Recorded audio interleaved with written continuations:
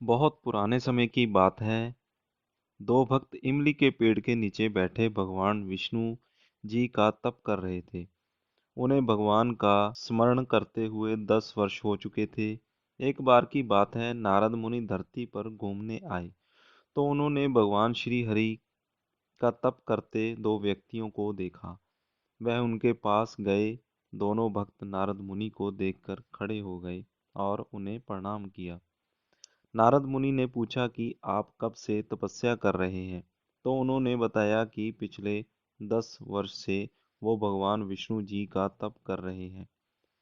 फिर वह बोलने लगे कि आप भगवान विष्णु जी से जाकर पूछें कि वो हमारी तपस्या से खुश हैं या नहीं, और वो हमें कब दर्शन देंगे। नारद मुनि बोले कि वो जाकर भगवान से पूछेंगे। इसके बाद नारद जी अलोप हो गए। वह भगवान विष्णु जी के पास गए और उनसे पूछने लगे कि पृथ्वी पर दो भक्त पिछले 10 वर्ष से आपका तप कर रहे हैं आपके दर्शन के लिए। तो भगवान विष्णु जी बोले, हे नारद मुनि, मैं जानता हूँ कि वह पिछले 10 वर्ष से मेरा तप कर रहे हैं, लेकिन मैं उनके तप से खुश नहीं हूँ। जब तक इमली के पेड़ के सभी पत्ते नहीं झड़ जाते, मैं उनको दर्शन नहीं दे सकता। यह सुनकर नारद जी वहां से चले गए और कुछ दिनों बाद फिर धरती पर उन भक्तों के पास आए जो श्री हरि की तपस्या कर रहे थे।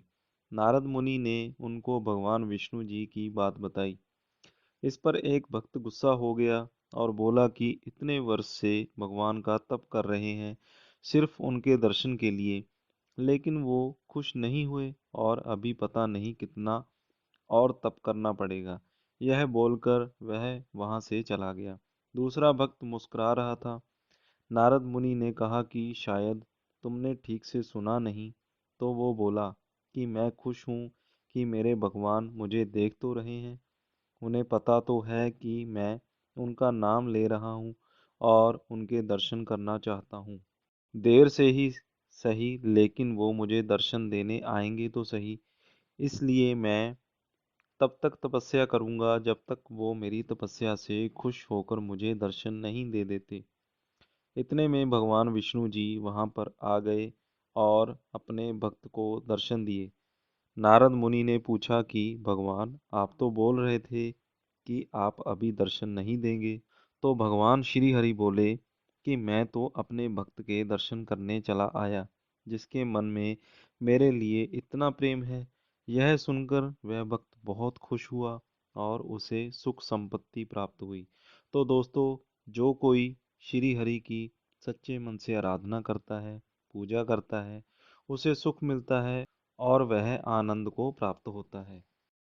तो दोस्तों, इसी तरह की देवी देवताओं की पौराणिक कथाएं सुनने के लिए, व्रत विधि जानने के लिए आप हमारे चैनल को अभी सब्सक्राइब कर लीजिए और साथ में दिए गए बेल आइकन को दबाना बिल्कुल मत भूलिएगा।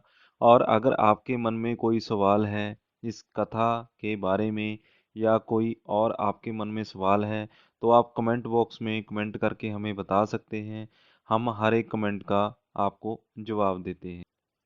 अगर आपको ये वीडियो अच्छा लगा हो तो प्लीज़ लाइक और अपने दोस्तों, रिश्तेदारों के साथ, मित्रों के साथ शेयर ज़रूर कीजिएगा।